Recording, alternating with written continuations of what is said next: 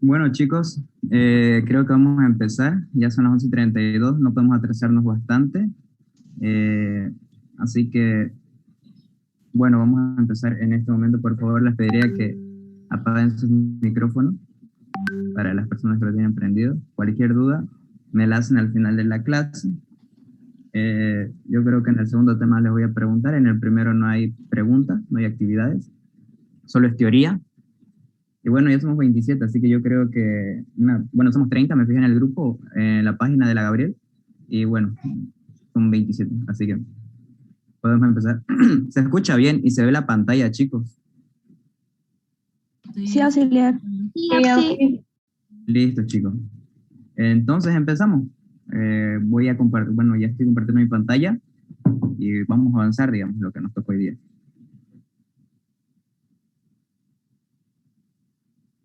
Van a decir a sus amigos, ya que ustedes estén más atentos al WhatsApp. Yo no puedo ahorita aceptar, no bloqueé la sala, la voy a bloquear, pero es que al compartir pantalla no me puedo estar fijando haciendo esto y aquello, así que cualquier cosa, bueno, no pueden entrar, digamos, ya entraron tarde, digamos, porque no puedo leer ni el chat tampoco, porque no me aparece, tengo que dejar de compartir pantalla. Bueno, empecemos, chicos. Voy a empezar a grabar y ya saben, cualquier cosa me la hacen al final de la clase. Muy buenas tardes, chicos. Casi buenas tardes. Hoy día vamos a avanzar el primer tema de lo que sería la parte práctica de la materia de bacteriología y virología médica, que por este tiempo de primer semestre estaremos avanzando la parte de bacteriología. Vamos a empezar el primer tema con lo que llegaría a ser clasificación bacteriana. Vamos a observar diferentes formas, la fisiología de la bacteria, cómo distinguir una bacteria por tinciones, por la forma, si tiene flagelos y diferentes características fisiológicas y metabólicas que tiene una bacteria. Entonces, empezamos.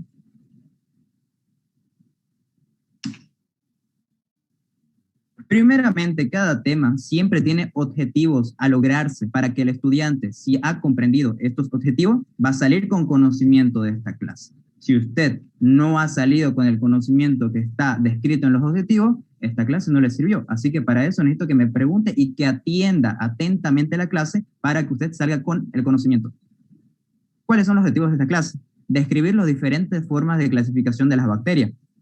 Su forma, la tolerancia a la temperatura, el pH y según su nutrición. También vamos a tener otro objetivo que va a ser el de reconocer las bacterias de acuerdo a la tinción de Gram. ¿Cuáles van a ser? Gram positivas y Gram negativas. Vamos a ir desarrollándolo respecto a lo que vamos a ir pasando las diferentes diapositivas y le voy explicando cada detalle determinado de la disertación. Empezamos. Nosotros vamos a dividir, o bueno, vamos a estudiar a las bacterias, vamos a estudiar la morfología y las divisiones. Para empezar, vamos a estudiar lo que sería según su forma. Según su forma, lo dividimos en tres diferentes clasificaciones, donde van a ser cocos, van a ser bacilos y van a ser espirilos. Los espirilos llegarían a ser una clasificación extra, porque van a ver que la mayoría de las bacterias lo vamos a tener en presencia de cocos y bacilos. Lo que estamos viendo acá, estamos viendo a los coquitos, así denominados porque tienen una forma de coco, una forma esférica se le dice.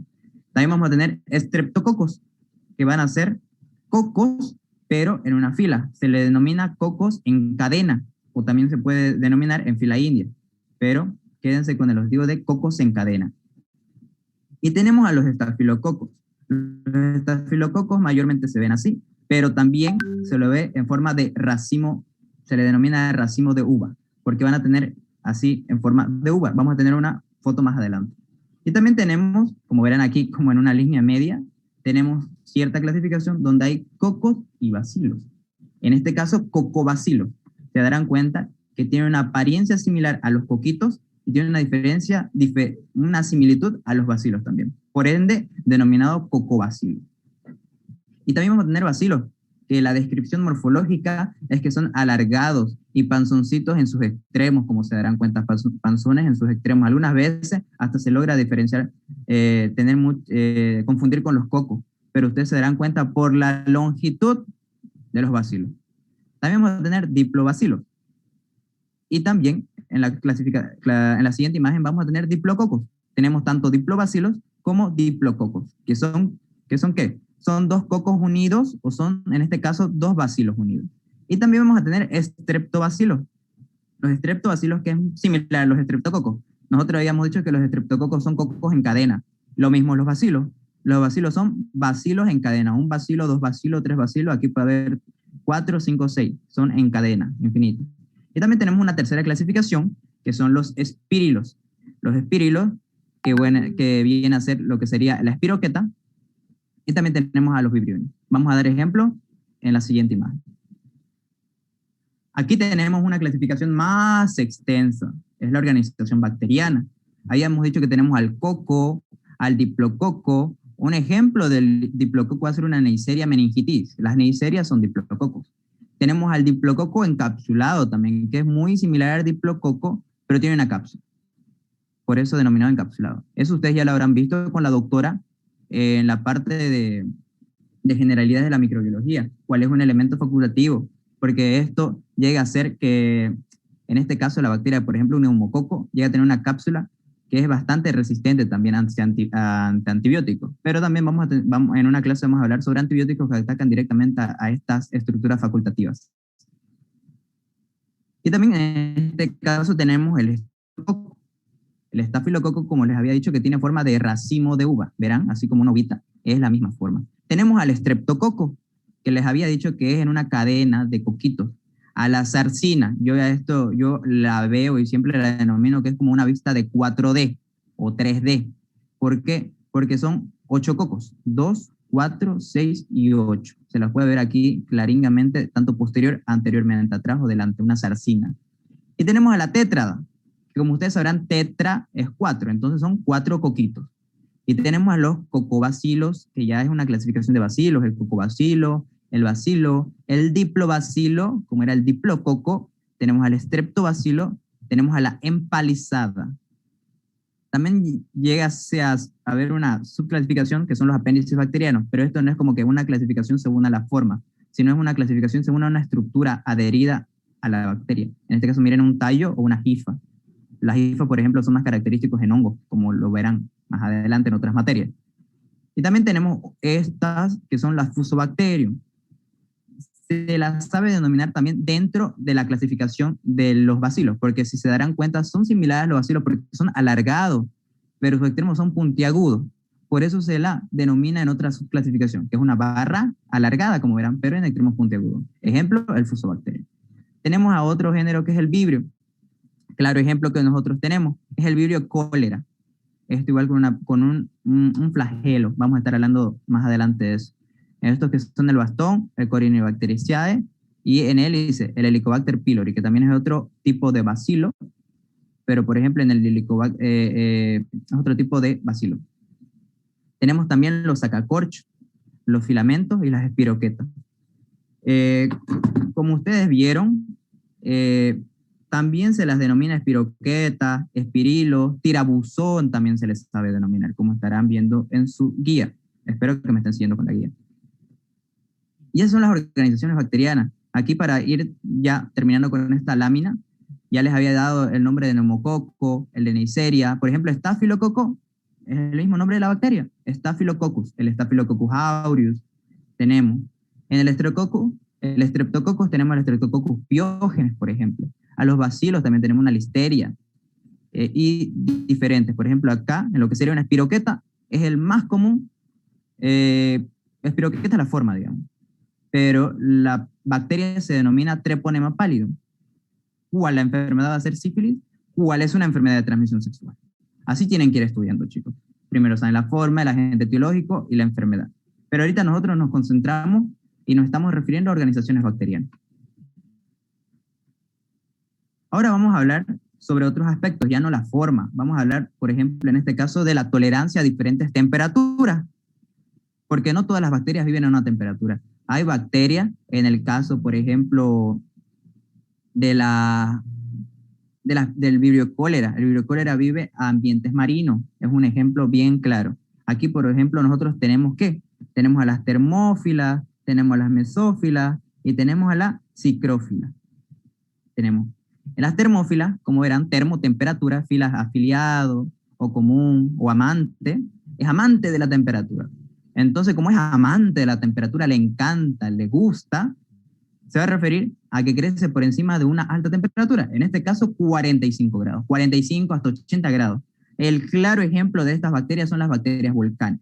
¿Y dónde van a estar existiendo estas bacterias volcanes? Van a estar existiendo, por ejemplo, en volcanes, por eso denominado bacterias volcanes, en lugares con un ambiente bien alto de temperatura. Tenemos también a las psicrófilas. Las psicrófilas que son capaces de crecer con temperaturas menores a 5 grados y máximo hasta 20 grados. Frecuentemente crecen a rangos alrededor de 10 grados. Entre las psicrófilas tenemos a la Gallionella y a las flavobacterias. Tenemos otras bacterias que son en ambientes marinos. Y tenemos las mesófilas. Las mesófilas que tienen una temperatura óptima alrededor de 37 grados centígrados y generalmente crecen en rangos de 25 a 45 grados centígrados. Pero aquí, ¿qué más me interesa que ustedes sepan, aparte de la definición de qué es termófilas, mesófilas y psicrófilas? Que van a darse cuenta de qué. Van a darse cuenta de que ustedes, por ejemplo, si yo les nombré psicrófila, han escuchado de la Gallionella, la flavobacteria, quizás sí, no le digo que no, pero va a ser muy rara vez que ustedes escuchen en su vida como médico sobre estas bacterias. Hasta casi la doctora algunas veces nos las nombra bastante. ¿Por qué? Porque la doctora nos enseña bacterias que nosotros vamos a ver en nuestra vida médica como doctores. Entonces, ¿qué va a suceder? Solo vamos a estudiar bacterias mesófilas. Un claro ejemplo de las bacterias mesófilas. La Escherichia coli es una bacteria que es muy común en nuestro ambiente. La salmonella igual podría ser. Pero en el caso nosotros nos mantenemos con Escherichia coli. ¿Por qué? Porque si la bacteria vive a 37 grados centígrados, ¿cuánto es nuestra temperatura ambiente? Entre 36,5, 37, 37,5, por ahí, no más. Entonces la bacteria vive a una temperatura ambiente que al humano también le es óptima. Entonces, si la bacteria es óptima y la temperatura ambiente del huésped, en este caso el humano, huésped susceptible, es óptima, va a atacar e infectar a este paciente o persona, va a infectar fácilmente. Pero una bacteria que necesita vivir a 45 grados centígrados y quiere atacar a un humano, a un inmunodeprimido, ya sea cualquier paciente, no va a poder, porque las temperaturas no es viable para que viva esta bacteria. Espero que se haya entendido. Tienen que quedarse con el término que las mesófilas, las bacterias que son mesófilas, que vivan a esta temperatura óptima de 37 grados centígrados, es bastante recurrente que ataquen a personas o a pacientes. Aquí tenemos ciertos ejemplos. Ya les había dicho psicrófilas, Gallionella, mesófilas, Escherichia coli, verán aquí entre 30, 40 grados, 37. Termófilas, el termus, termófilos extremos, los sulfolobus y el hipertermófilos, el pyrodictium. Casi no van a escuchar nunca esas bacterias en su vida médica. ¿Por qué? Ya les dije el por qué. Ahora también tenemos según el pH. Según el pH, hay bacterias acidófilas, hay bacterias neutrófilas, hay bacterias basófilas. Tenemos las acidófilas. Ustedes ya sabrán que el pH normal de todo humano es de 7,2 a 7,4. El pH general internacional es 7. Pero ya ustedes sabrán cuando estudien bioquímica, y aquí ya están aprendiendo un poco, que cada organismo, cada estructura, cada organismo vivo tiene una temperatura ambiente. Tiene una temperatura y en este caso, perdón, el pH. El pH es importante. En el caso de las acidófilas. Las acidófilas, las bacterias acidófilas son bacterias que se van a desarrollar en un ambiente ácido, en este caso mayor a 7. Claro ejemplo de cuál.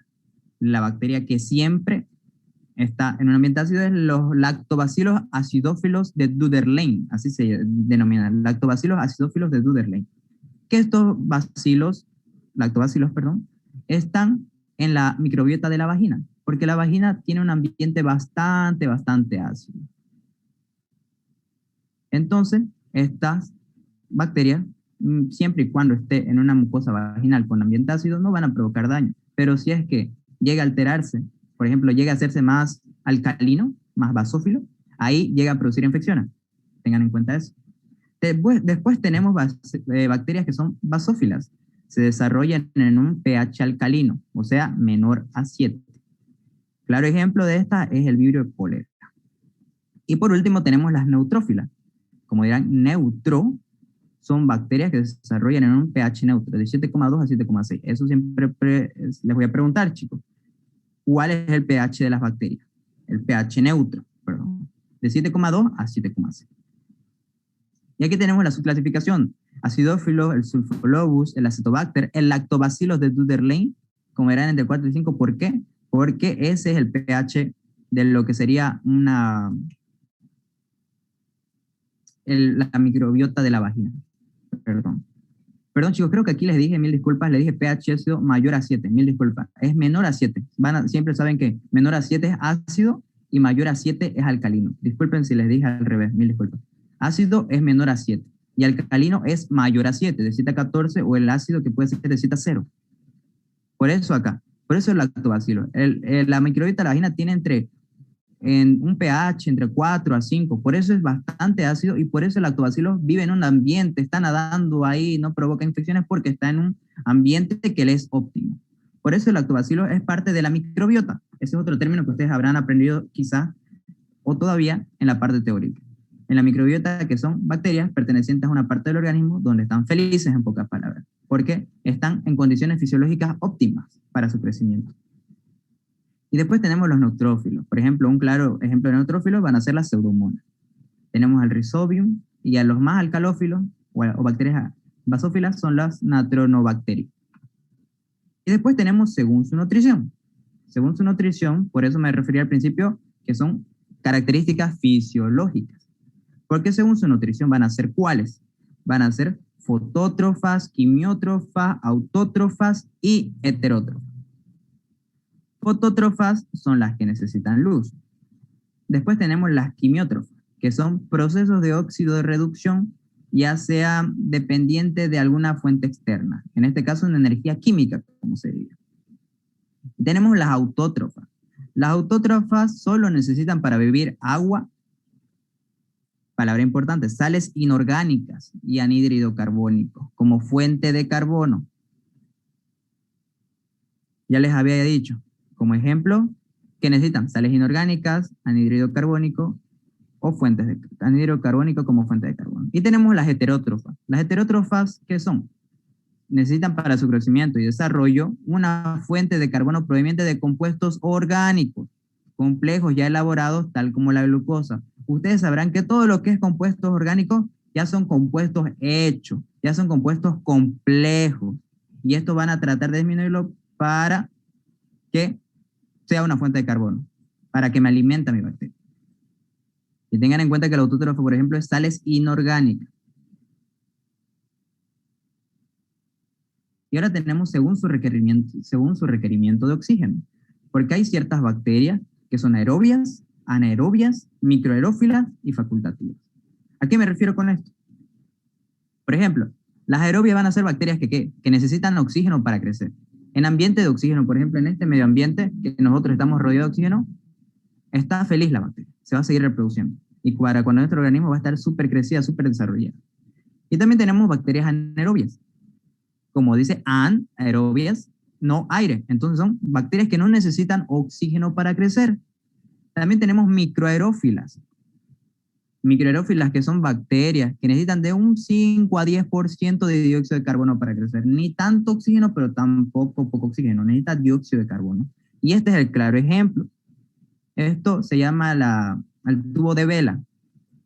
¿Para qué? Porque esto va a crear un ambiente de un 5 a 10% de dióxido de carbono para lo que serían unas bacterias. Por ejemplo, aquí hay bacterias en lo que sería la placa Petri, que es un medio sólido, y aquí hay bacterias en lo que sería tubos con medio líquido.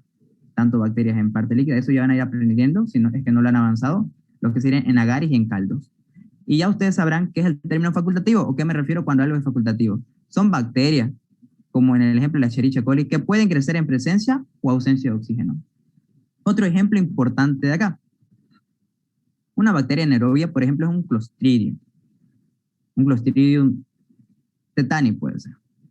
Un Clostridium que me produzca, por ejemplo, la gangrena, una gangrena gaseosa. Ustedes verán que dice gangrena gaseosa, produce gases.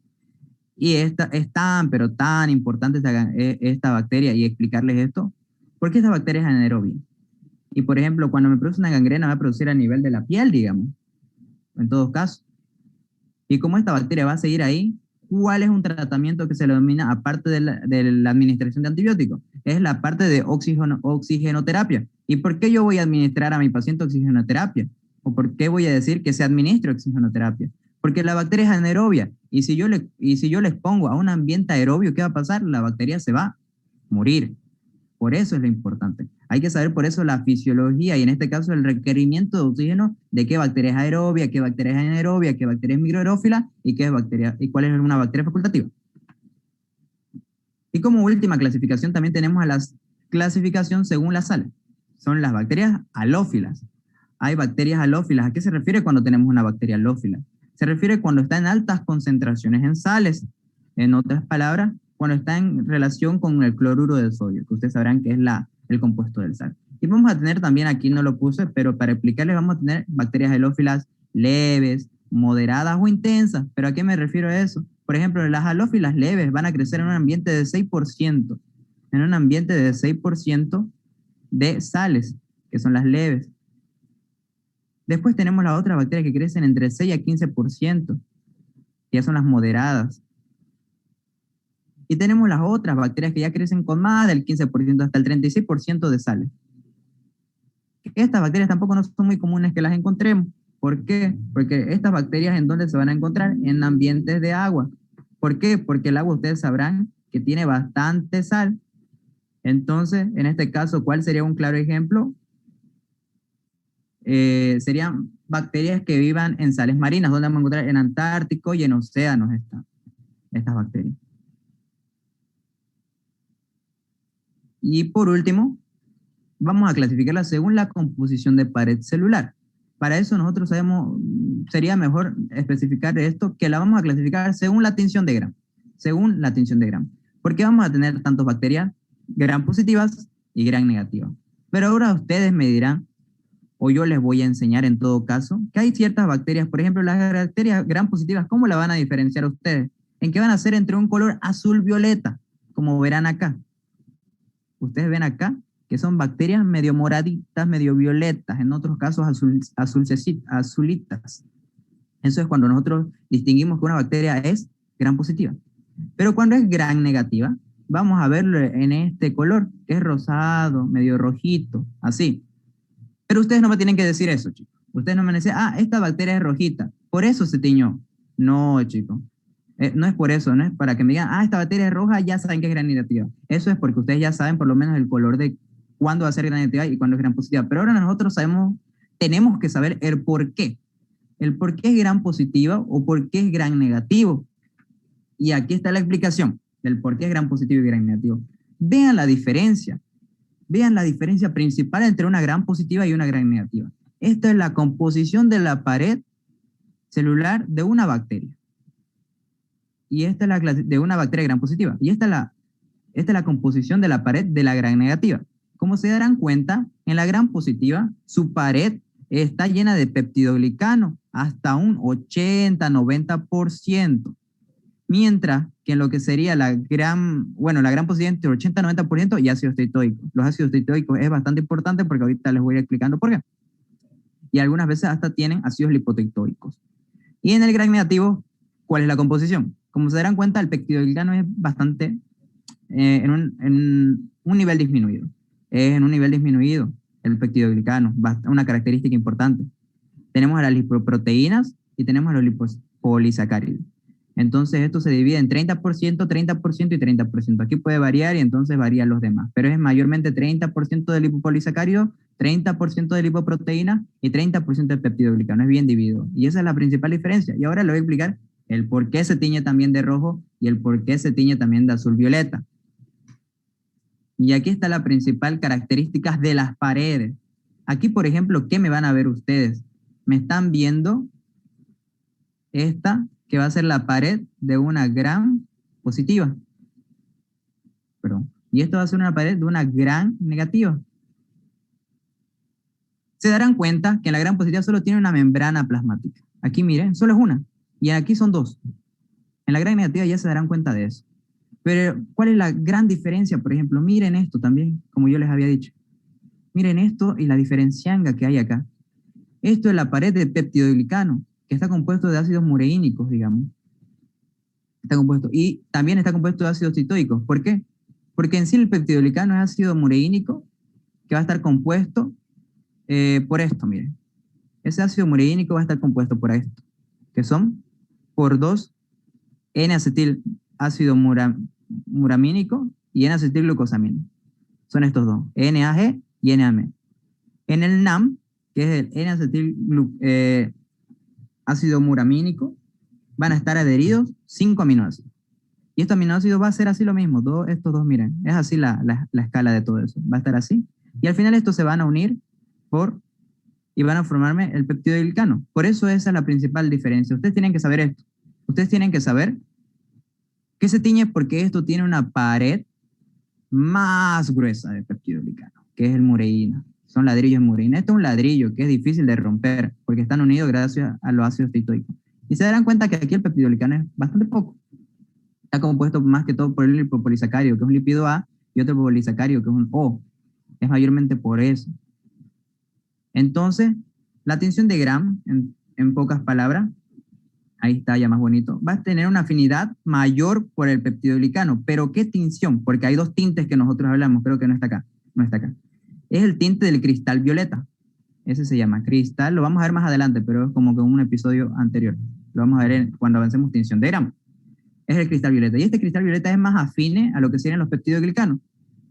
Entonces se tiñen. Primeramente se van a teñir las dos, ya sea gram negativa o gram positiva. Por ejemplo, tenemos una bacteria, supongamos así, un coquito. Ya supongamos que este es el coquito. Supongamos que este es el coquito. Y le teñimos con cristal violeta. Después se le pasa a un lugol o mordiente, que tiene que crear un complejo insoluble para que la tinción no se salga, en pocas palabras. Supuestamente, una vez echando el lugol o mordiente, ya no se tiene que desteñir, si es que fuera gram positiva. Entonces, después se le echa una dilución que es el alcohol acetona. Alcohol acetona. Aquí, alcohol acetona. Voy a colocarle AC, porque el otro es alcohol ácido. Alcohol acetona, sí, alcohol acetona. La alcohol acetona. Una vez pasando esta alcohol acetona, ya no debería desteñirse, si es gram positivo. Eso estoy diciendo, si es gram positivo, no se destiñe. Pero si se destiñe, eso va ya a darme cuenta que es gram negativo. Y después yo le tiño con el pigmento de contraste. ¿Cuál es el pigmento de contraste? Es la safranina. La safranina. ¿Y por qué yo le denomino de contraste y no es un pigmento X, digamos? Porque me va a teñir, digamos, a los gram negativos. ¿Por qué, José? Porque la safranina, yo también le echo a mi gram positivo. No es que yo lo echo el alcohol acetona y yo digo, no se destiñó, entonces segurísimo es gram positivo. No, la safranina también se le echa a lo que es el gram positivo ya. Y lo contrasta, hace que el color se vuelva un poquito más fuerte. Por eso se le llama una tinción de contraste. Pero en el gram negativo es diferente, porque en el gram negativo, como se destiñó antes, se le echa safranina y se tiñe bastante. Y la safranina es de color rojo rosado. De ahí viene el nombre también, porque la tinción es rojito rosadito, es así la tinción. Y esa es la tinción de Gram. Espero que se haya entendido. Y después, para terminar con el tema, también tenemos ciertas bacterias que no se tiñen con tinción de Gram, chicos. No todas las bacterias sanas. También tenemos la tinción que la vamos a avanzar en una práctica posterior. La tinción de Ziel-Nielsen también tenemos. Es otra clase de tinción, pero no les voy a explicar eso, sino que les voy a explicar algunas bacterias. Por ejemplo, tenemos a la micobacteria, que sí se tiñe con la tinción de Ziel-Nielsen. Tenemos en el caso de las micobacterias. ¿Qué son las micobacterias? Tenemos las micobacterias que son, su pared compuesta de ácidos micólicos. Se pueden dar cuenta por esta primera palabra. Yo me guío por esto. Micólicos, micobacterias. Micobacterias. Bacterias con ácidos micólicos. Fácil y sencillo. Ejemplo de eso. Mycobacterium tuberculosis. Cuando avancemos al tema de tuberculosis, yo les voy a preguntar, chicos, ¿usamos tinción de Gram para una tuberculosis, o sea, una enfermedad tuberculosis, de etiología de Mycobacterium tuberculosis? ¿La usamos? Le voy a preguntar. Y usted me tiene que decir sí o no. En este caso es no, chicos. Porque es una pared compuesta de ácidos micólicos. Y en todo caso, la tinción de Gram no tiñe ácidos micólicos. Es entonces mejor la tinción de Ziel-Nielsen. Y verán acá. Esta es la tinción de Ziel-Nielsen. La tinción de Ziel-Nielsen es diferente. Se la tiñe con la fucina fenicada, así se le denomina, fucina fenicada. Y esa es la tinción de Ziel-Nielsen. Después tenemos el micoplasma. Por ejemplo, el micoplasma no tiene pared celular. Yo siempre me digo que como que tiene tanto plasma que ya no tiene pared. Entonces, tiene tanto plasma que rompió la pared. Yo me guío así, esa es como que mi definición para acordarme. Tiene tanto plasma que perdió la pared. Entonces, no tiene pared celular. Esa es la característica de un micoplasma. El micoplasma no posee o no tiene pared celular. Aquí está el dibujo. ¿Quién es? El micoplasma pneumoniae, causante de las neumonías atípicas. ¿Por qué? Porque esta es una enfermedad que es muy diferente a una neumonía. Por ejemplo, no te puede producir tos con expectoración, digamos. Entonces, vos no vas a pensar que es una neumonía. No va a tener una triada de neumonía. Entonces, ahí al doctor le confunde, va a decir, pucha, no es una neumonía. Entonces, esta es una causante de neumonía típica. ¿Y cómo se da cuenta? Porque le administra antibióticos para la neumonía. Y como no tiene pared celular, porque mayormente los antibióticos para un neumococo, que es un Streptococcus pneumoniae, atacan la pared celular. Pero como no lo posee, no le va a hacer nada. Una bacteria que no tiene pared celular y usted le administra un antibiótico contra pared celular, no le va a hacer nada, digamos, porque no tiene pared celular. Entonces, ya vimos dos tipos de bacterias que no se tiñen con tinción de Gram. A eso es lo que más me quiero referir. La micobacteria, que es el Mycobacterium tuberculosis, se tiñe con tinción de Ziel-Nielsen. El micoplasma no se tiñe ninguno con las dos, porque el micoplasma no tiene pared celular. El micoplasma neumonía, ejemplo. Y la espiroqueta es otra. La espiroqueta no se tiñe porque, bueno, se tiñe más o menos, porque, como verán, dice, tiene una pared celular delgada. Y ya les había hecho un claro ejemplo, es el treponema pálido, causante de la sífilis, que es una enfermedad de transmisión sexual. Para terminar, ya vimos que era la tinción de Gram, a quienes tiñen y a quienes no, qué es un gran positivo y qué es un gran negativo. Y tenemos a las micobacterias, cuales están compuestas su pared de ácidos micólicos. Tenemos a los micoplasmas, que no tienen pared celular. Y tenemos a las espiroquetas, que su pared celular es delgada. Ya después vamos a estar avanzando cada temita. Vamos a ir avanzando según la tinción de Gram. Staphylococcus aureus, epidermidis, saprophyticus, streptococcus, como son cocos gram positivos, bacilos gram positivos, que tenemos los Corynebacterium, la listeria y demás, bacilos. Tenemos cocos gram negativos, las neiserias, neiserias y más neiserias moraxelas, bacilos gram negativos, tanto enterobacterias, que ya son las enfermedades más comunes que pueden haber, Escherichia coli, una Shigella, una Salmonella, y los bacilos gram negativos no fermentadores. Estarían entre bacterias fermentadoras y estas son las no fermentadoras. La Pseudomonas, la Burkholderia mayei, la Pseudomayei y demás. Y aquí tenemos ya algunas fotitos para que ustedes ya vayan socializándose, porque ustedes no solo, eso también para ir terminando, no solo digan, ah, es un coquito. Ah, ya está bien, es un coco. O tienen que saber si es un coco gram positivo, un coco gram negativo. Para así más o menos ir pensando, ah, si un coco gram positivo, estoy pensando en un estafilococcus. Ah, si es un coco gram negativo, voy a pensar en una Neisseria meningitidis, una Neisseria en sí. Ustedes ya tienen que ver eso, no solo basta con que digan, ah, tiene forma esférica, es un coquito. No, tienen que saber su forma, la tinción y también las otras características fisiológicas que yo le dije, la nutrición y demás características fisiológicas. En este caso, por ejemplo, son coquitos que más o menos son, yo diría que son estafilococos, porque yo los veo en forma de racimo de uvas, están bien unidos, estafilococos. Aquí, por ejemplo, tenemos streptococos.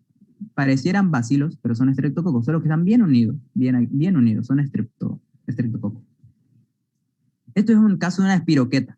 La espiroqueta es así, es bien helicoidal, es bien así, una espiroqueta. Y en el último caso, esto es un bacilo que es lofótrico. Ya sabrán ustedes que hay ciertas bacterias que también tienen una clasificación por flagelos, pero ya eso es un elemento facultativo, como sabrán, el flagelo solo te da locomoción. Entonces, la dividimos en monótrica, lofótrica, perítrica y monótrica. En este caso, por ejemplo,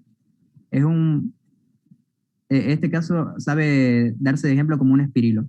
Es un bacilo, por ejemplo, tiene la forma de un bacilo y que solo tiene en un extremo harto flagelo. Entonces sería un flagelo, bueno, una bacteria lofótrica.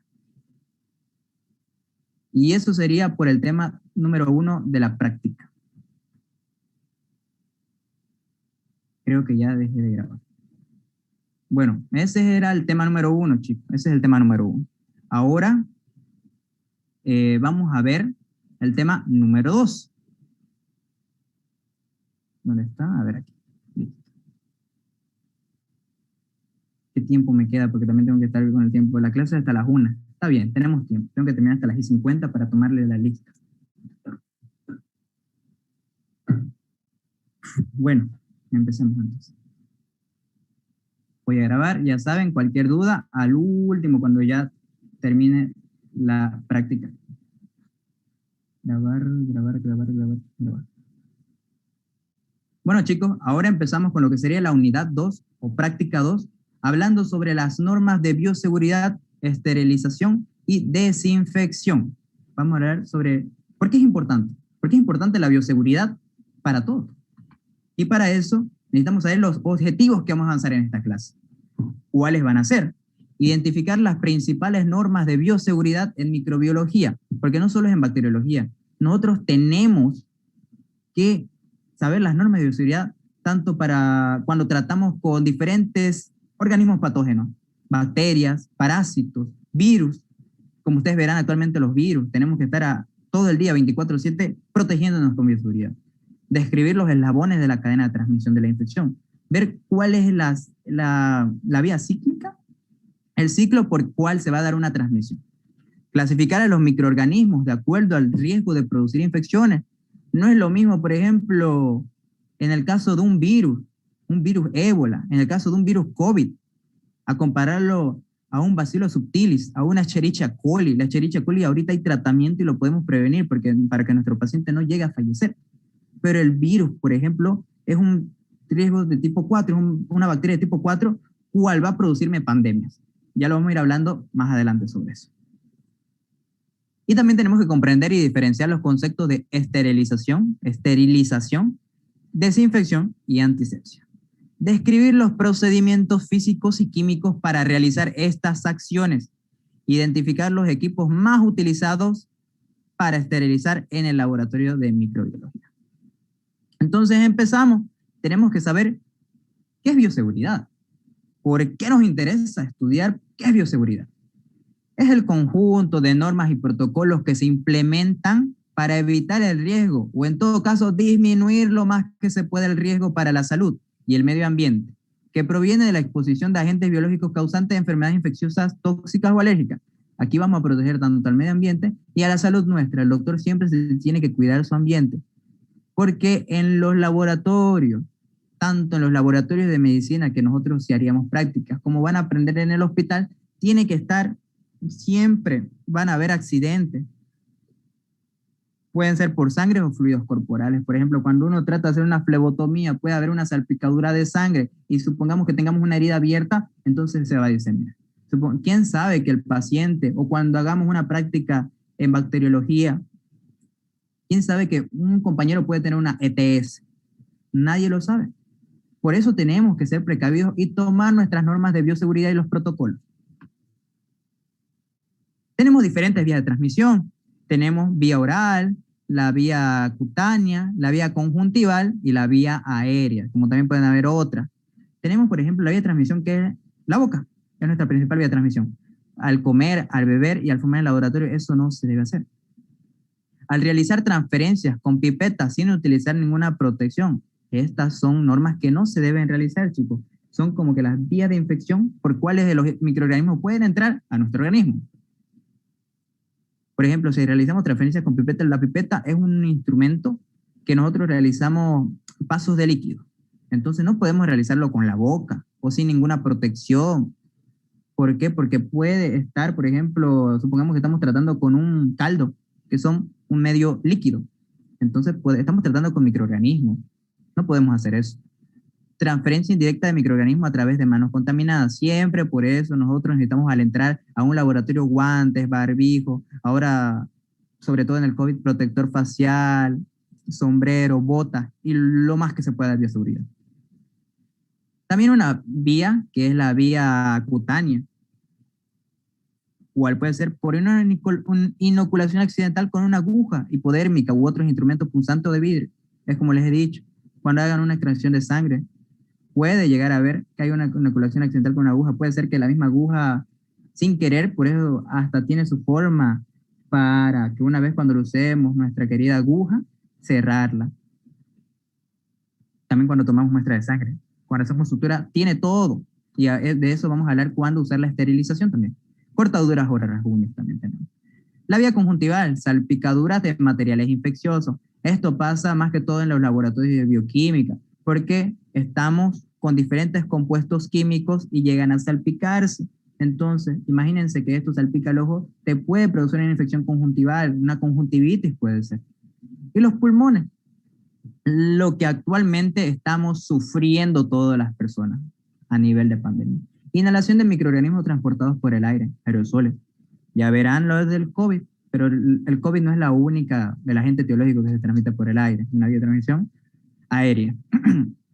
Ya verán, la piel, siempre usar guantes, nuestros mandiles, protectores y barbijo. Ya verán la importancia del barbijo, que no solo es actualmente del COVID, siempre toda persona debería portar barbijo. Ahora vamos a hablar un poco de la historia de la esterilización y desinfección o el desinfectante.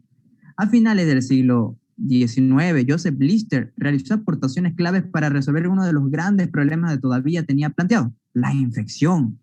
En aquellos días del 30 al 50% de los pacientes intervenidos quirúrgicamente fallecían por causa de la gangrena hospitalaria, epidemia, erisipela u otras complicaciones infecciosas. Vean esa palabra, complicaciones. El paciente pudo haber entrado con un cuadro muy leve de la enfermedad, pero se complicó. ¿Por qué?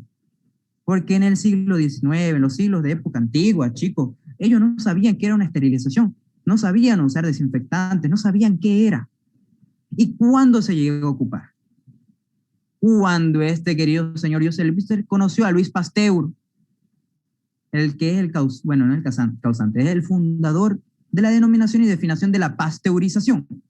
¿Y qué hizo este Louis Pasteur, este científico grande?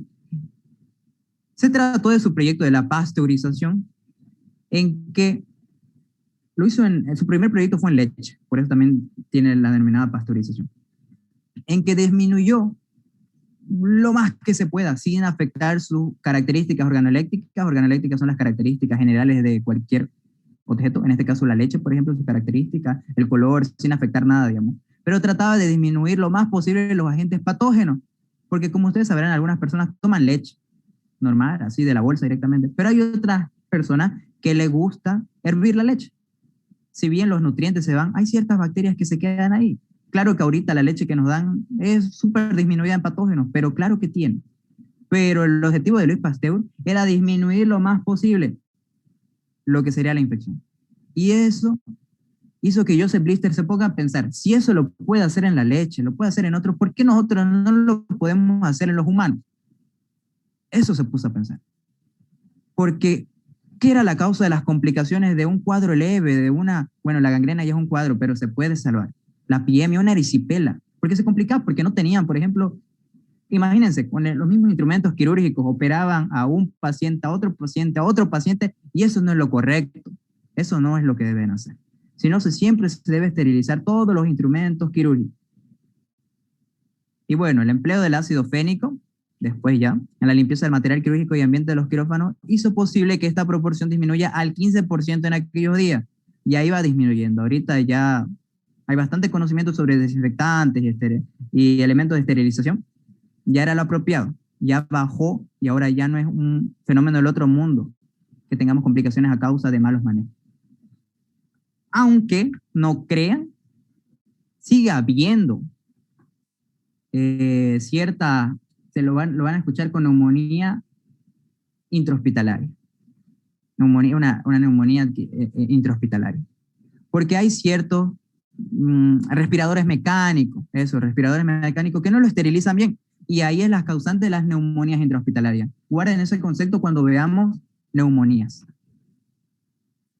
Cuestionario. Cite dos formas en las cuales puede presentarse una bacteria. Tenemos dos formas.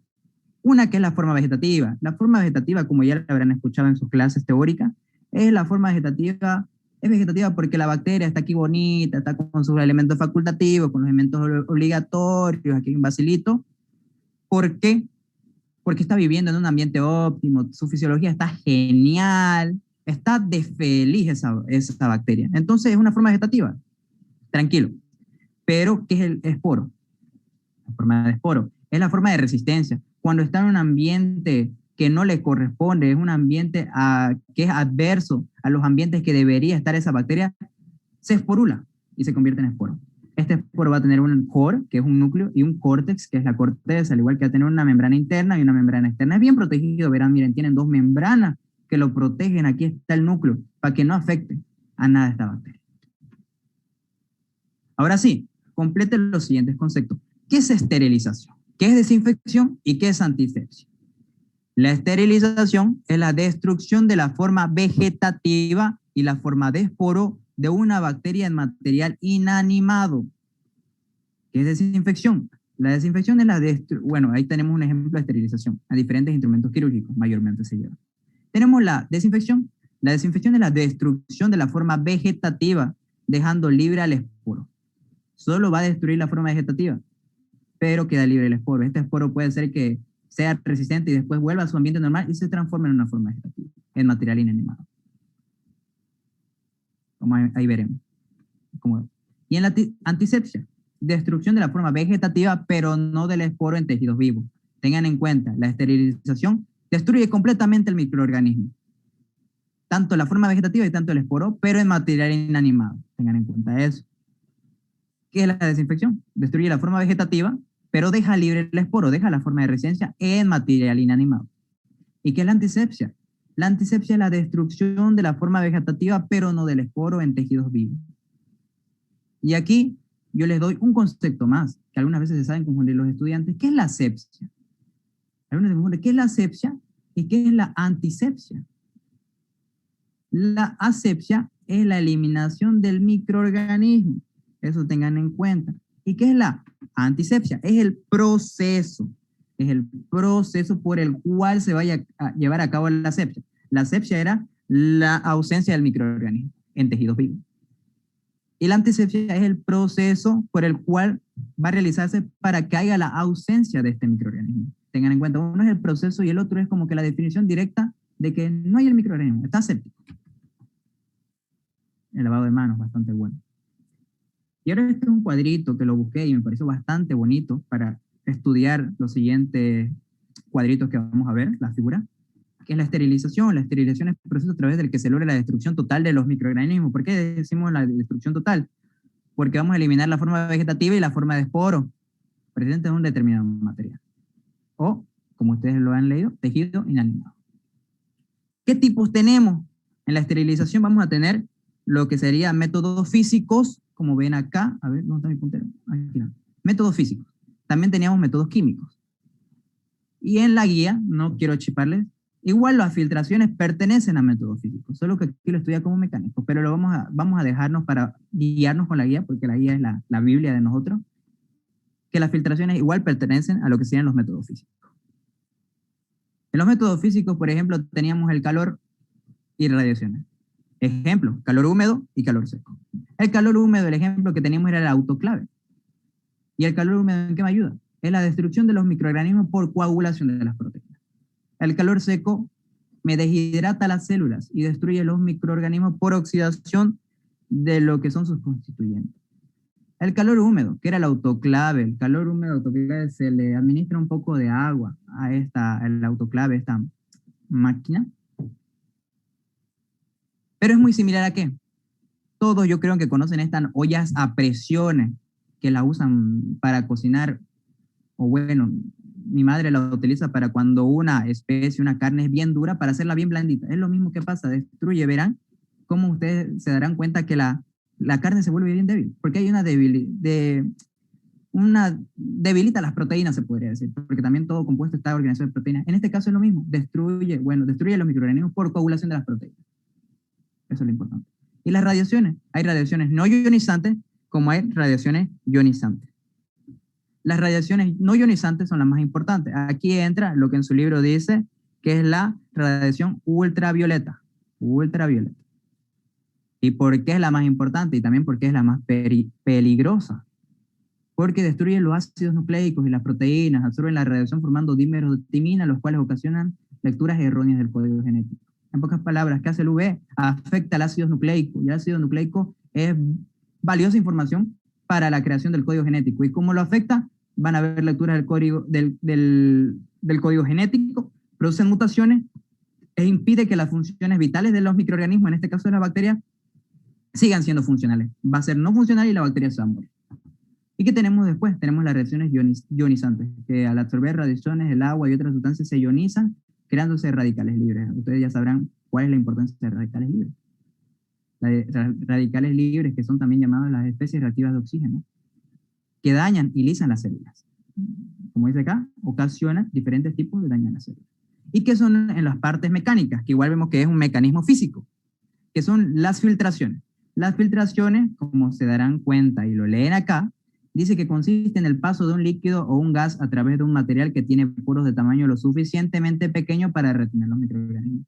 Imagínense que tenemos, es lo mismo que pasa en la ósmosis, muy similar. Aquí tienen en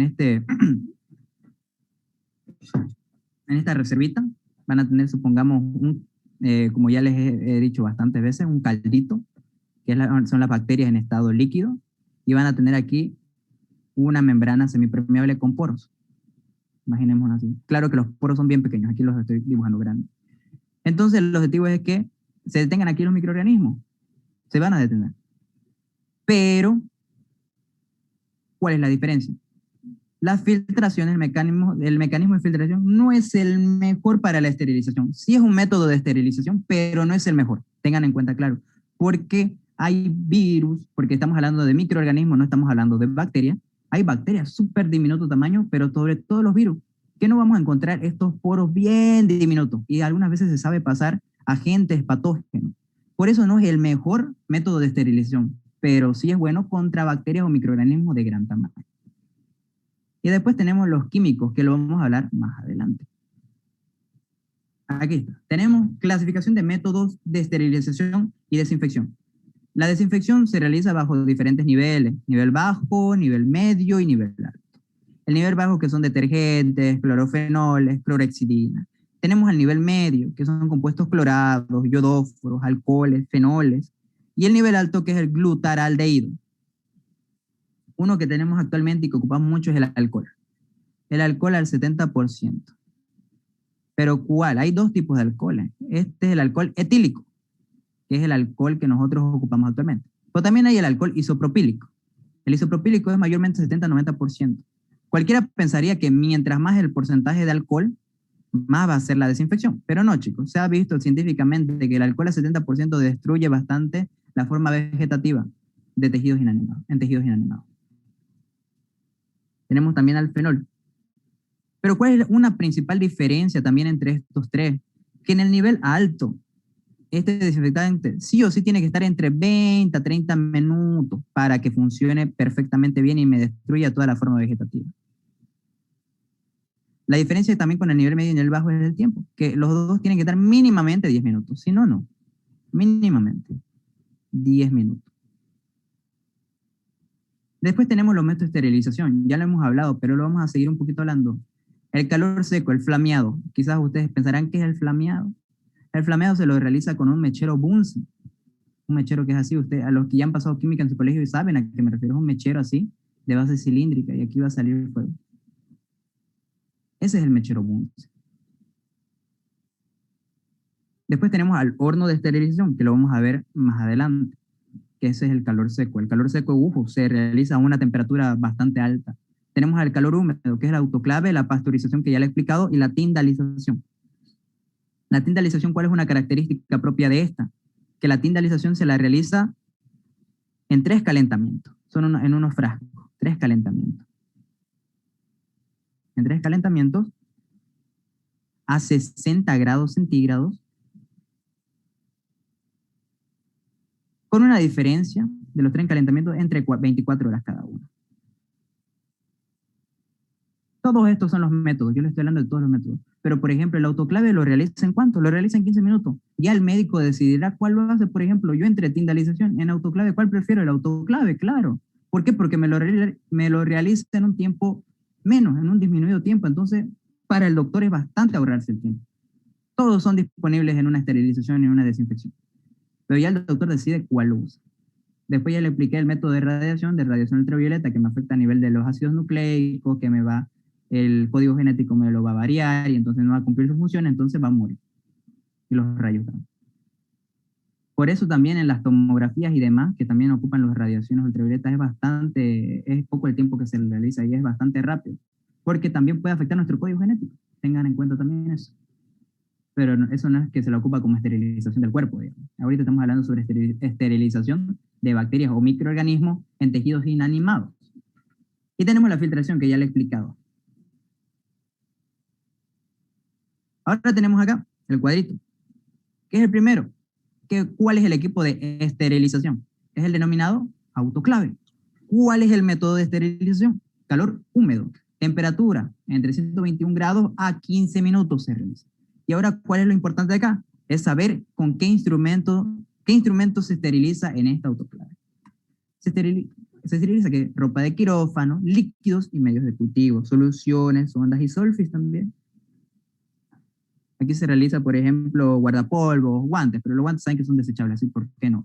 Más que todo lo que serían los guardapolvos y las ropas de quirófano. Por eso siempre un doctor cuando está ahí, por ejemplo, si es que algunas veces usted está en el hospital y le pasa a la enfermera o el encargado de pasarle la ropa de quirófano, ustedes ven que está húmedo, ustedes exactamente le dicen que lo cambie.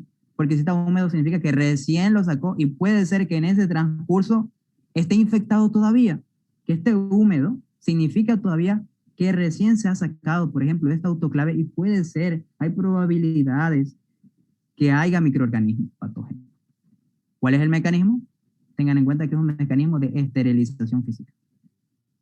¿Y qué realiza? La desnaturalización de las proteínas. Y ustedes ya por fisiología y por diferentes materias sabrán que las proteínas son bastante importantes para las bacterias. Imagínense si las desnaturaliza las proteínas, desnaturalización de proteínas de las bacterias. La bacteria no se va a reproducir y al final se va a morir. Va a haber una lisis celular, una lisis bacteriana en este caso.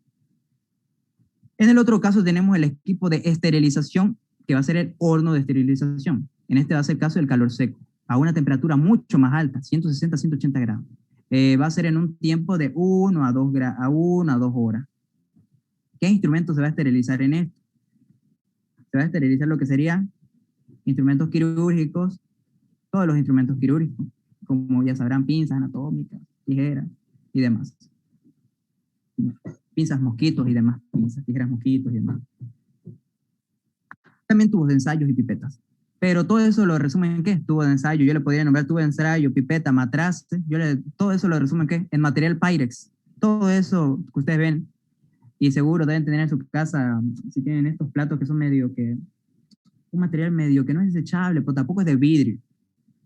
Porque imagínense que lo calienten tanto, el vidrio se puede estallar, pero es un material bien estable al calor, que es el material de Pyrex.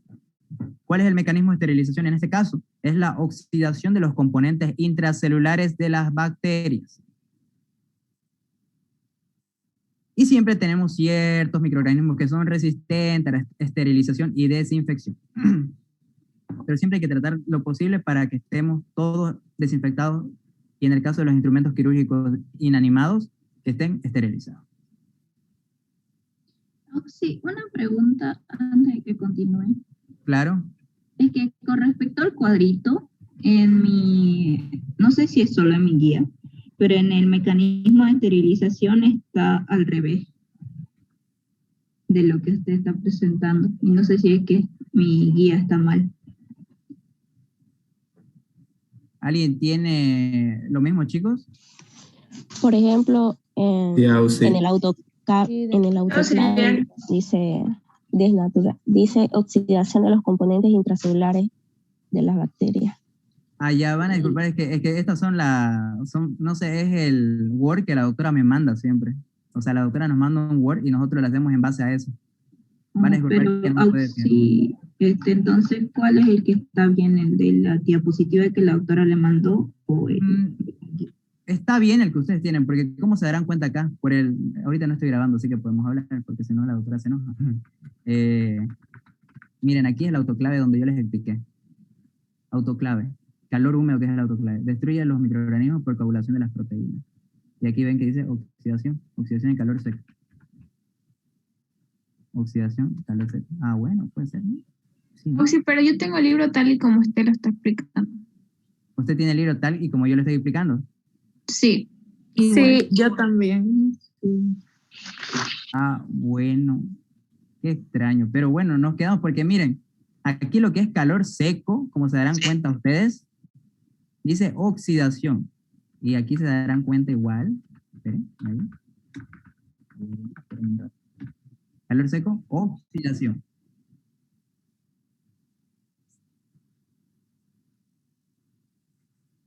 Están bien todos, chicos. La cosa es la definición de lo esto que es esto. Esto nomás está mal.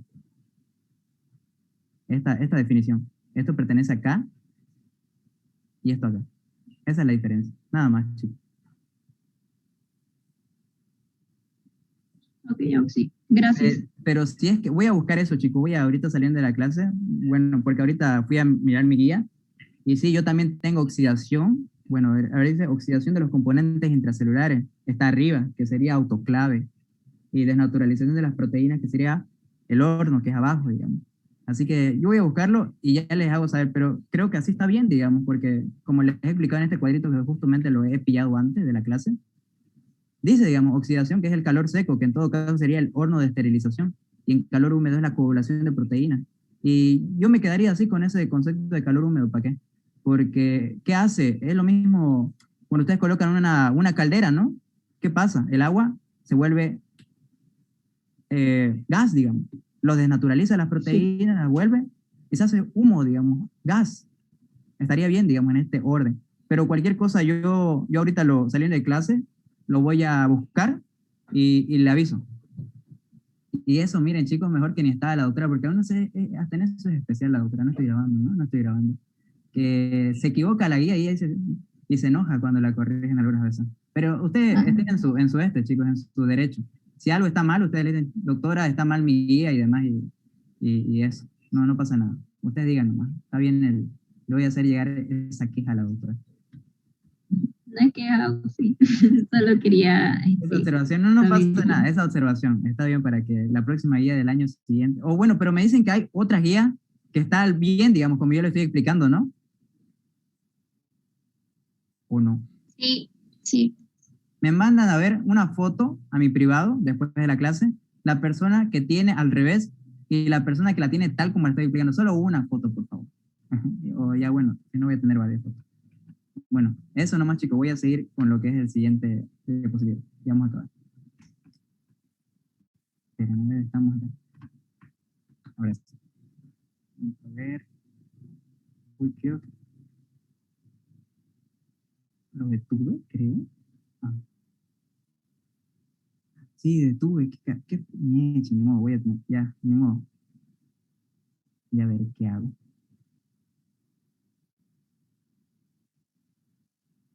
Entonces vemos lo que serían ejemplos de desinfectantes. Vamos a ver los clorados, vamos a ver los yodados y vamos a ver los que son compuestos metales. Entre los clorados, ¿cuáles tenemos? Vamos a tener hipoclorito de sodio y el cloroformo. Verán que el cloro es un buen desinfectante, muy bueno. El Clorox. También entre los yodados tenemos la tintura de yodo y la povidona jabonosa, o también otros le llaman la yodopovidona. Y tenemos. Y en metales tenemos el nitrato de plata por mercurocromo. El hipoclorito de sodio también es el otro nombre que lo conocemos todos, que es la lavandina que ocupamos en casa. Lavandina. Bueno, voy a colocar la. Y también tenemos los yodados, que es la tintura de yodo o la povidona jabonosa, que esto mayormente se utiliza en antisepsia, pero también se lo utiliza como desinfectante. Ustedes ya lo van a escuchar siempre en cirugía o su auxiliar de anatomía, bueno, ya se les habrá dicho en su clase de anterior año, que siempre es para, en nuestra área, que vamos a hacer una incisión quirúrgica, se lo coloca en antisepsia. Pero, ojo, que solo tiene que colocar en superficies que no tengan heridas.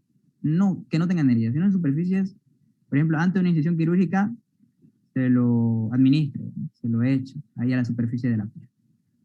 Y también tenemos después lo que sería el nitrato de plata y el mercurocromo. Otro que también usamos es el peróxido de hidrógeno, que ustedes lo conocerán como agua oxigenada. Exacto. Y por ejemplo, aquí me quedo con un objetivo que la doctora el año pasado me lo hizo y era bastante interesante. Que como verán ustedes, desinfectantes me dice hipoclorito de sodio, me dice cloroformo, y en algunos casos también se usa el dióxido de cloro.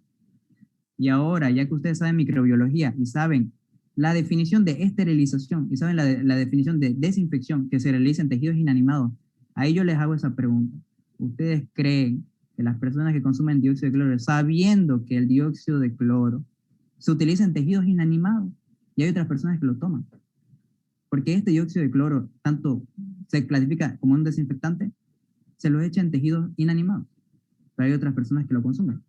Entonces nuestros tejidos son animados. Solo se los dejo ahí, así como que ustedes tienen una definición de qué es desinfección y si es bueno o es malo lo que hacen los pacientes. Bueno, tenemos también la clasificación de los instrumentos de acuerdo a su asistencia en los pacientes. Esta clasificación también se la denomina clasificación de Spaulding. ¿Cuáles lo dividimos en críticos? Que son los que invaden áreas estériles del organismo, como ser el bisturí, la pinza, la jeringa, los catéteres.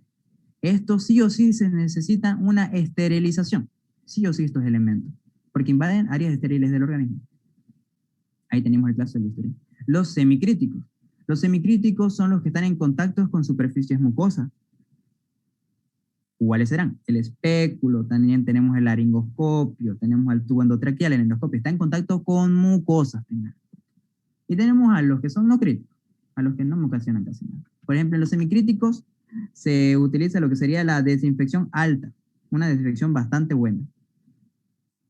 Y después tenemos los no críticos, que es ropa de cama, las pijamas, el manguito de presión arterial, pijamas clínicas, como les dije, es contacto con piel intacta. Entonces solo se utiliza una desinfección media o de bajo nivel.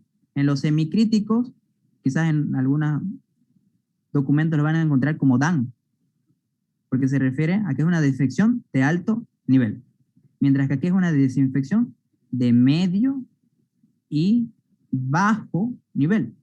Aquí es una esterilización, sí o sí esterilización. Oh, sí, disculpe, una pregunta. Claro. Si nosotros pusimos como ejemplo otras cosas, ¿igual está bien? Claro, está bien, está bien. Ahorita vamos a hablar al final qué colocaron. Ahí es donde yo les pregunto y yo les corrijo. Ah, ya. Perfecto, gracias. Claro, claro. Esta vez no lo apagué. Reanudar grabación. ¿Qué tipo de lavados conocen ustedes? O en todo. Lavado con agua. Ahí está el lavado correcto de las manos que todas... que es el lavado, digamos, más clásico.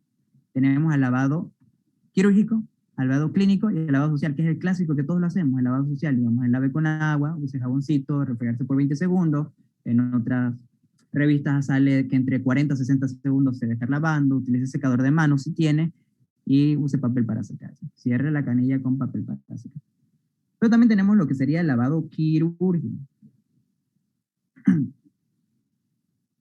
¿Cuál es el lavado quirúrgico? Se realiza antes de manipular material estéril. El lavado quirúrgico mayormente se lo realiza antes de hacer antes de una cirugía. Exacto, antes de una cirugía. ¿Por qué? Porque puede llegar a estar contaminado el doctor, digamos. Por eso se realiza un lavado quirúrgico que es bien, y tiene sus aspectos. Porque va a penetrar tejidos, sistema vascular o cavidades. Y si imaginémonos, por ejemplo, un Staphylococcus epidermidis, que tiene su microbiota como que es la piel, digamos, epidermidis por algo. Puede llegar a infectar, digamos. El lavado clínico es aquel que se realiza antes y después de atención a cada paciente. Y el lavado social es el común, el que se realiza con agua y jabón sin antisépticos para remover suciedades de las manos. Este es el que se hace diariamente. ¿Cuándo se debe lavar los momentos de la higiene de las manos? Por ejemplo, en todo este caso sería un lavado clínico.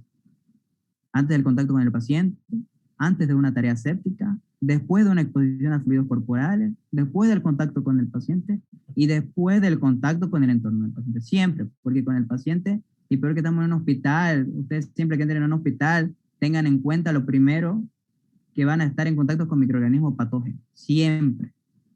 Claro. ¿Por qué? Porque hay salas, por ejemplo, la sala de tuberculosis, la sala de neumonía, van a estar en contacto con diferentes organismos patógenos. Por eso siempre tienen que estar con sus normas de bioseguridad, con sus protocolos, con su vestido de bioseguridad. Y tenemos casi ya para lo último los eslabones de la cadena de infección. los eslabones de la cadena de infección tenemos a lo que es el agente causal. ¿Qué es el agente causal?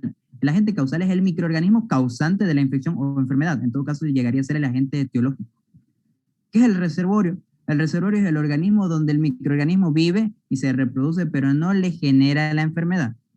En virus, por ejemplo, tenemos a ratones, marsupiales. En parásitos igual tienen, en parásitos en la toxoplasmosis, por ejemplo, en reservorio es el gato, los caninos, felinos, digamos, los felinos sobre todo. Y por ejemplo, en lo que sería alguna bacteria, podría ser la Yersinia pestis, que es en las ratas, por ejemplo. Después tenemos la puerta de salida del agente, que es el lugar por el agente causal deja el reservorio. En algunos casos es las heces fecales, por ejemplo. La puerta de entrada va a ser la manera en que la gente ingresa a un huésped susceptible. Puede ser vía oral, vía cutánea, vía conjuntival y demás. Y el hospedero susceptible. Susceptible, tengan en cuenta ese término, susceptible. Quien recibe el microorganismo y este le causa una enfermedad, puede ser que sea un paciente inmunodeprimido. Y aquí están los eslabones. El agente causal pueden ser bacterias, hongos, animales, priones, virus. La puerta de salida, que puede ser respiratoria, intestinal, urinaria, piel, mucosas. La vía de transmisión puede ser directa o indirecta. Y directa es persona a persona siempre. Indirecta ya es vehículos, insectos biológicos, áreas, heces fecales y demás. Puerta de entrada, respiratoria, digestiva, piel y mucosas. Y aquí, ¿qué es lo importante? Ustedes, lo importante de la cadena de infección es que tienen que cortar ¿qué? Tienen que cortar la puerta de salida y la vía de transmisión. Ustedes cortan la puerta de salida, en todo caso, puertan, por ejemplo, en un caso de Yersinia pestis, ¿qué tienen que hacer? Fumigar para que no haya ratones, porque esa hace la puerta de salida, las heces fecales de los ratones, supongamos. La vía de transmisión puede ser que sea o fecal oral, la fecal de los fecalitos de los ratones van a entrar por la vía oral, aquí, respiratoria en todo caso, oral, digestiva, respiratoria, aérea. Eso es lo que pasa. Tienen que cortar aquí siempre, cuerten la vía de transmisión, porque si no cuertan la puerta de salida va a seguir transmitiendo y van a seguir transmitiendo y la cadena de infección sigue y sigue y sigue y sigue. ¿Qué norma de bioseguridad aplica para evitar el ingreso de los microorganismos? Por vía cutánea. El uso del mandil, el pantalón, por eso siempre cuando entren en la práctica siempre es pantalón cerrado, digamos, pantalón hasta los tobillos, sí o sí, nada de bermudas y nada de eso. Entrar con guantes y zapatos cerrados, nada que mulecas, nada que sandalias, nada, zapatos cerrados. Vía aérea, el uso de barbijo. La vía digestiva, el evitar comer y beber en el laboratorio. También usamos barbijo. Aquí, por ejemplo, también podríamos hacer la vía aérea, podemos usar lentes, gafas, por la vía conjuntival puede ser. Y grupos de riesgo de los agentes biológicos. Tenemos el grupo de riesgo 1, tenemos el grupo de riesgo 2, tenemos el 3 y tenemos el 4. Lo clasificamos según el riesgo de infección, según la propagación y según la profilaxis o tratamiento.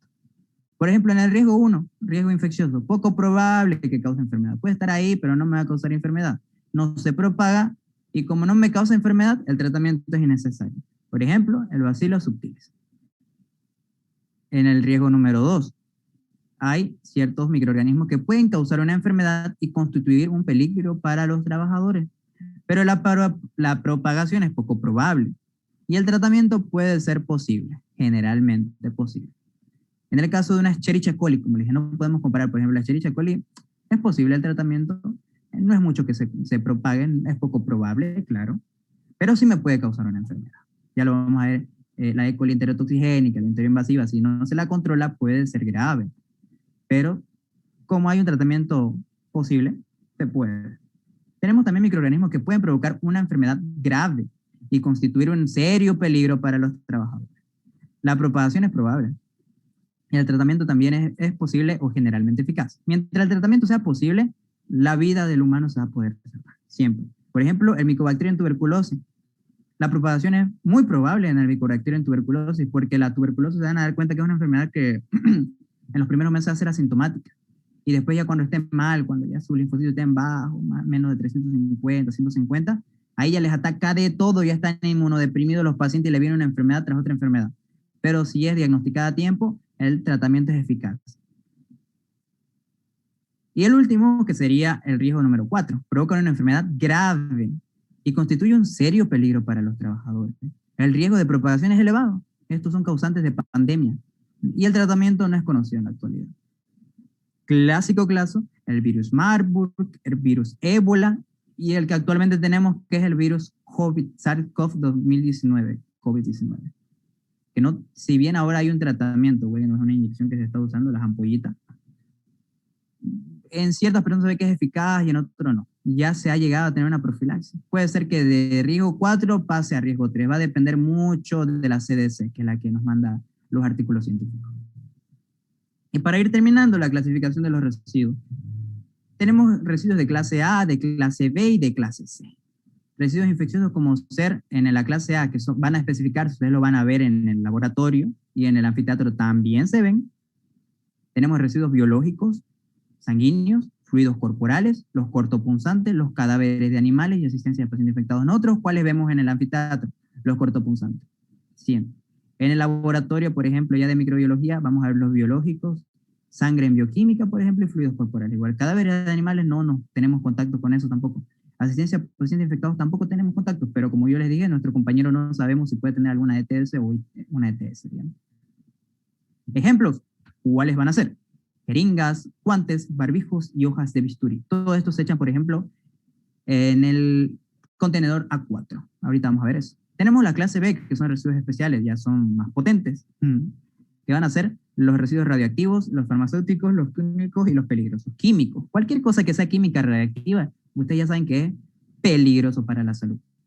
Tenemos entonces la batería de tomógrafos, reactivos de laboratorio, restos de placas radiográficas.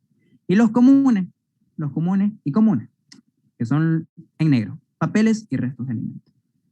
Ahora, esto es una clasificación más específica. Tenemos a la 1, a la 2, a la 3, a la 4, a la 5, que son los residuos infecciosos.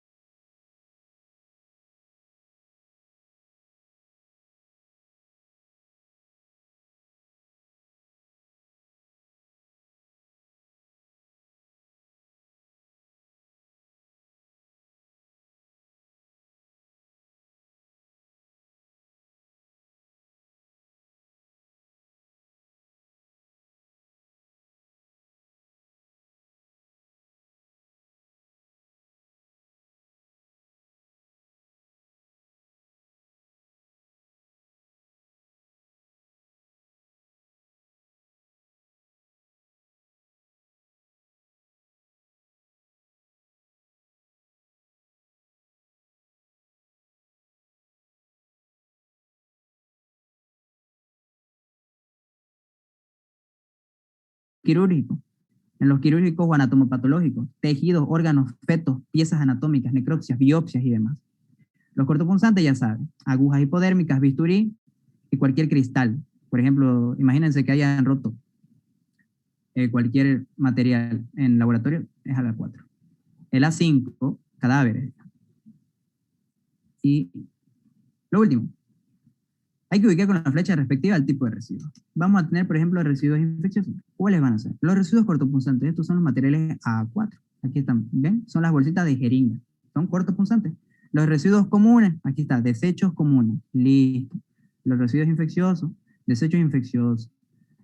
Por eso, por ejemplo, esto sería un laboratorio. En los laboratorios no lo tenemos bien específico. Siempre van a ver que ahí dice residuos infecciosos, van a ver que no tenemos así como que A1, A2, A3, A4. Simplemente tenemos el A4 porque usamos bisturí. Y ahí también tenemos otros contenedores más grandes en el laboratorio que ya son para muestras biológicas. Y los residuos especiales, verán que es en cajón, para que no haya un contacto. Residuos especiales. Y bueno, eso sería todo por la clase de hoy. Espero les haya gustado. Recordarles que tienen que hacer su guía con lápiz y en instante y momento, saliendo de la clase, corregirlo con lapicero y ya tenerlo realizado los diferentes cuestionarios. Listo, ya dejé de grabar, ahora tengo que ver cómo voy a unir, pero no se salgan, todavía sigue la hora. Cabalingo nos dio 10 minutos, espero que así nos dé todas las clases. Así que aquí tengo su lista. Mientras voy llamando, voy a ir haciendo una pregunta a cada uno. Empecemos entonces. Desde arriba o abajo, a ver. ¿Está presente Averanga, Ortega, Mitz y Jocelyn? Buenas tardes. Buenas tardes. Bueno, presente. Presente. Sí, ok.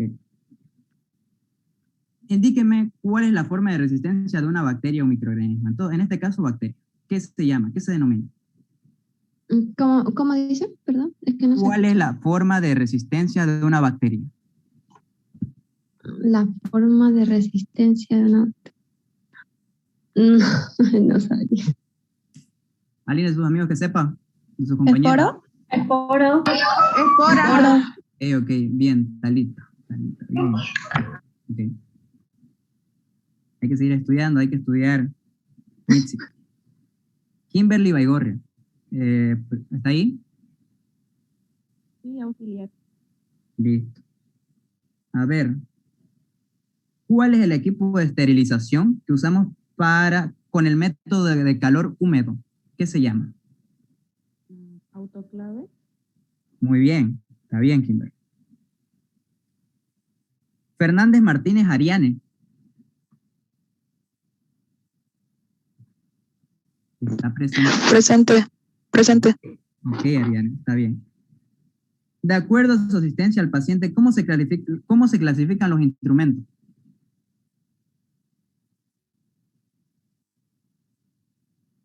¿Cómo se clasifican los instrumentos de acuerdo a su asistencia al paciente?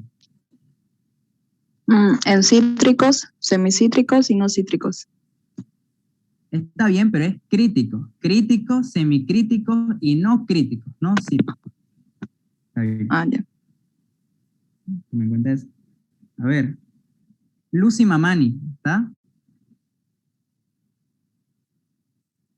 Apurémonos, chicos, solo tenemos 7 minutos, si no, no voy a poder acabar con todo. Sí, auxiliar. Lucy Mamani. Un ejemplo de instrumento crítico. ¿Cómo dice? De nuevo, por favor. Un ejemplo de instrumento crítico.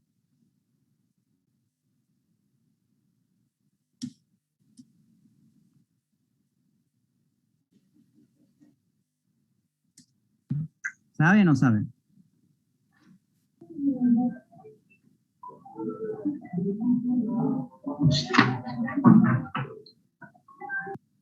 Bueno, alguien que quiera ayudarle a su compañera, chicos. Rápido. Yo sé. Jeringa.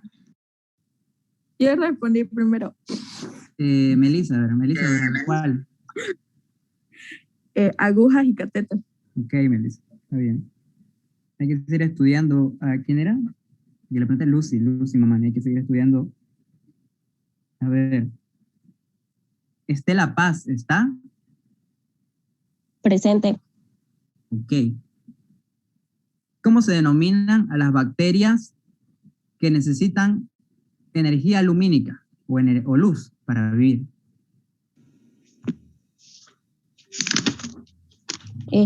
Bacterias fotótrofas. Excelente. Ok.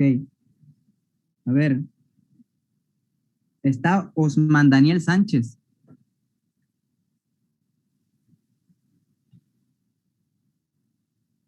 Osman Daniel Sánchez. A la 1, a las 2, a las 3. No hay.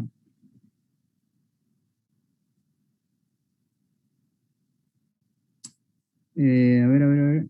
Valeria Montaño, ¿se encuentra? Presente. Ok. A ver, ¿qué le puedo preguntar? ¿Cómo se clasifican las bacterias según su tinción? Gran positivas y gran negativas. Bien. Ok. Abigail López, ¿está ahí? López Abigail.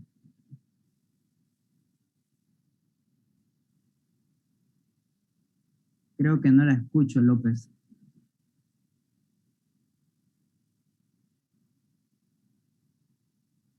Bueno. López Tapia Valeria, ¿está ahí? Presente. Ok. Según la clasificación de residuos, ¿cómo se clasifican? Infecciosos especiales y comunes o A, B y C. Ok, infecciosos, especiales y comunes. ¿En cuál de los infecciosos, yo coloco lo que sería mis cortopunzantes. A1, A2, A3, A4, A5. ¿A uno? Eso no tienen que olvidar, chicos. Está bien ya que digan A, B, C y demás. Es A4. Es por lo menos el único que tienen que acordarse, chicos. Ese es el más importante. Los otros ya mucho no se les explica. Pero el A4 no se tienen que olvidar. Cortopunzante A4. Sí o sí tienen que acordarse. Está bien, vale. Ok. A ver. Auxi, Sí, claro. López, se la tierra. ¿Sí? sí, lo que pasa es que no sé por qué hace rato no funcionaba mi audio. Ok, está bien, le pregunto rápido entonces. ¿Cómo se llaman las bacterias en forma de cadena, que tienen una forma esférica? ¿Los bacilos? Esférica, dije.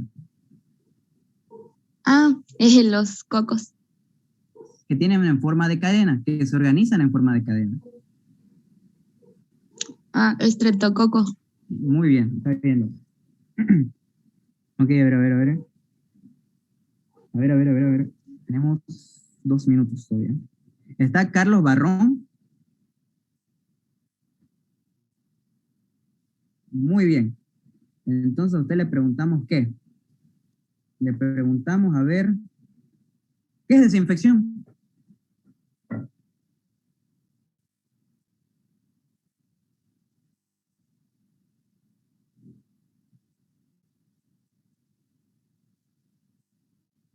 Va más o menos por ahí. Alguien que, bueno, a ver, yo voy a decirse, no, todos se van a alterar. Destrucción de la forma vegetativa dejando libre el esporo en el material inanimado.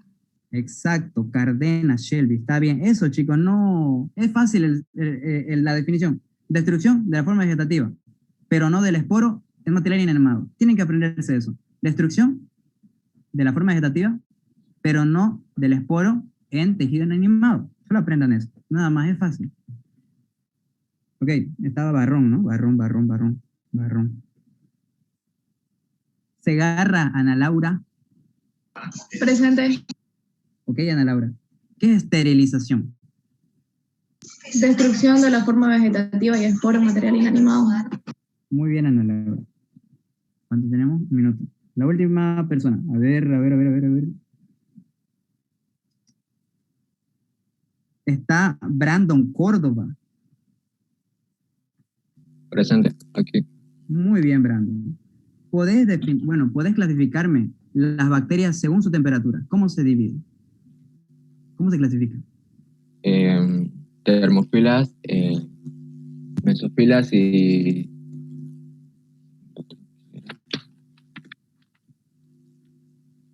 citrófilas. Muy bien, está bien. Termófilas, mesófilas y citrófilas, chicos. Está bien. Era Córdoba, ¿no? Bueno, chicos, me daría gusto preguntarle a todos, pero a la doctora siempre le gusta que terminemos en punto. Así que bueno, les pregunto hoy día a los que pude. No, a otros le voy a preguntar otro día. Está bien. Blacut Gutiérrez Viviana. Presente. Ok, rápido, por favor. Carata Segovia Neisa Jocelyn.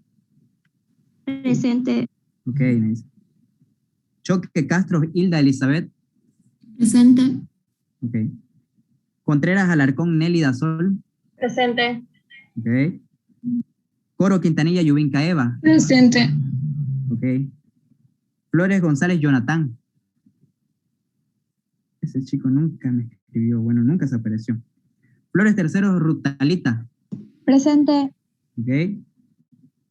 Guzmán Cerezo Scarlen. Creo que me pidió licencia. Creo. A ver, Mamani Nina Katia. Presente. Ok, Katia. Ordóñez Zorrilla Lizeth Judith. Presente, Auxi. Ok. Paredes de Espejo Erika Paola. Presente. Muy bien. Rodríguez Cabrera Carla María. Presente. Muy bien, María. Sergio Álvaro Rojas Medrano. O Rojas Medrano. Presente. Listo, Sergio. A ver. Okay. Salguero Rocha Aldemir. Presente. Bien, el de mí. Y Sarabia Mendoza Julia Fernanda. Presente. Bien, Julia. Para las personas que me van a decir no me nombró es porque ya les fui tomando la asistencia mientras le iba preguntando. Ah, esperen, aquí me faltó. Solo 2 personas no vinieron, ustedes están de testigos, no entraron, así que cualquier cosa la doctora dice, ellos no han entrado. Jonathan Flores ni Osman Daniel Sánchez. Si los conocen, le dicen, el auxiliar ya les puso falta 2 más y sin examen práctico. Hagan su... ya hemos visto todo, así que todas las cositas que yo les he puesto en la diapositiva y hayan visto que estén mal, las corrigen ya con lapicero. Terminan la clase, ahorita ya me excedí 2 minutos, ahorita nos vamos. Ya lo borran, digamos, y lo hacen con lapicero. Eso es su trabajo. Y para la otra clase ya les dirá la doctora si avanzamos 3 y 4 o solo 3. Es el primer tema, chicos. Es fácil. Ya los demás no es tan fácil. Yo no les pregunto cosas complicadas, como verán, todo es lo de la guía. ¿Hay muchas cosas más que preguntar? Sí, hay muchas cosas más que preguntar. Entra a la doctora y pregunta un poquito más complicado, pero está en la guía. Por ejemplo, le hubiera preguntado en este caso a la doctora ejemplos de bacterias de riesgo 1, de riesgo 2, de riesgo 3, de riesgo 4, y así sucesivamente. Estudien, chicos, nos vemos hasta la próxima semana. Bueno, estuvo bien la clase. Nos vemos, hasta luego.